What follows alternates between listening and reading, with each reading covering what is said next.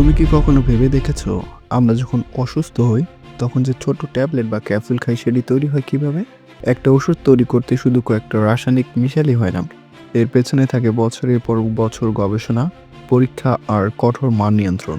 আজকের ভিডিওতে আমরা দেখব একটি ওষুধ কিভাবে গবেষণা থেকে শুরু করে মানুষের হাতে পৌঁছায় পর্যন্ত সম্পূর্ণ প্রক্রিয়াটি।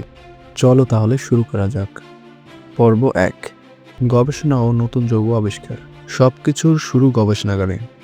বিজ্ঞানীরা নতুন নতুন রাসায়নিক যৌগ বা প্রাকৃতিক উপাদান নিয়ে পরীক্ষা করে। তাদের লক্ষ্য থাকে এমন কোনো উপাদান খুঁজে বের করা যা একটি নির্দিষ্ট রোগে কাজ করতে পারে। একটি কার্যকরী যৌগ খুঁজে পেতে কখনো কখনো হাজার হাজার যৌগ পরীক্ষা করতে হয়। এতে লেগে যায় 5 থেকে 10 বছর পর্যন্ত সময়। যে যৌগটি সবচেয়ে ভালো কাজ দেখায় সেটি হয় প্রধান প্রার্থী যৌগ, অর্থাৎ লিড কম্পাউন্ড।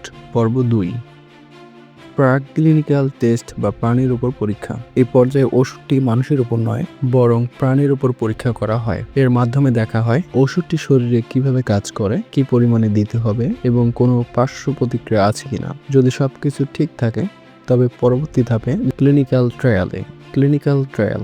এখন শুরু হয় মানুষের উপর পরীক্ষা, অর্থাৎ ক্লিনিক্যাল ট্রায়াল। এই ধাপটি সাধারণত 3টি ভাগে ভাগ করা হয়: ফেজ 1, ফেজ 2, ফেজ 3।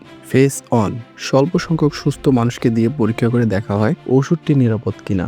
ফেজ 2, রোগীদের উপর পরীক্ষা করা হয় ওষুধটি আসলে কাজ করছে কিনা। ফেজ 3, বড় আকারে হাজার হাজার রোগীর উপর পরীক্ষা করে কার্যকারিতা ও পার্শ্ব প্রতিক্রিয়া যাচাই করা হয়। এই ধাপগুলো শেষ হতে প্রায় 5 থেকে 7 বছর লেগে যায়। পর্ব 4, উৎপাদন প্রক্রিয়া। যখন ওষুধ পরীক্ষায় সফল হয় তখন তা বাণিজ্যিকভাবে তৈরি করা শুরু হয়।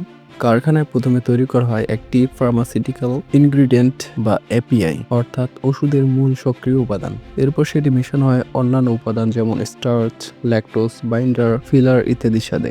এর ফলে তৈরি হয় ট্যাবলেট, ক্যাপসুল, সিরাপ বা ইনজেকশনের মতো বিভিন্ন ফর্ম। এই প্রতিটি ধাপে থাকে কঠোর মান নিয়ন্ত্রণ। পর্ব 5, মান পরীক্ষা ও প্যাকেজিং। একটি ট্যাবলেট বাজারে আসার আগে সেটিকে পরীক্ষা করা হয় ল্যাবরেটরিতে। সঠিক ডোজ আছে কিনা, সহজে গলে যায় কিনা, সংরক্ষণে কতদিন ভালো থাকে এসব নিশ্চিত করা হয়। এরপর ওষুধটি প্যাকেজ করা হয় স্টেরাইল পরিবেশে, যাতে কোনো ব্যাকটেরিয়া ঢুকতে না পারে। শেষে প্রতিটি ব্যাচের নমুনা সংরক্ষণ করা হয় ভবিষ্যতে যাচাইয়ের জন্য। পর্ব 6, অনুমোদন ও বাজারজাতকরণ। সব টেস্ট পাস করার পর কোম্পানি তাদের ওষুধ পাঠায় ওষুধ নিয়ন্ত্রক সংস্থার কাছে অনুমোদনের জন্য, যেমন বাংলাদেশে ডিজিডিএ, যুক্তরাষ্ট্রে এফডিএ, ইউরোপে ইএমএ ইত্যাদি। তারা সব তথ্য যাচাই করে অনুমতি দেয়। তারপরেই ওষুধটি ফার্মাসির তাক পর্যন্ত পৌঁছে যায়, যেখান থেকে ডাক্তারদের প্রেসক্রিপশনের অনুযায়ী মানুষ এটি ব্যবহার করে। তাহলে দেখলে একটি ওষুধ তোমার হাতে পৌঁছাতে কত প্রক্রিয়ার মধ্য দিয়ে যেতে হয়। গবেষণা, পরীক্ষা, উৎপাদন, প্রতিটি ধাপে বিজ্ঞানীদের অক্লান্ত পরিশ্রম লুকিয়ে থাকে। তার পরের বার কোনো ট্যাবলেট খাওয়ার আগে মনে রেখো, এই ছোট্ট জিনিসটির পেছনে রয়েছে বিশাল বিজ্ঞান আর মানুষের সুস্থতার জন্য অসংখ্য শ্রমঘণ্টা।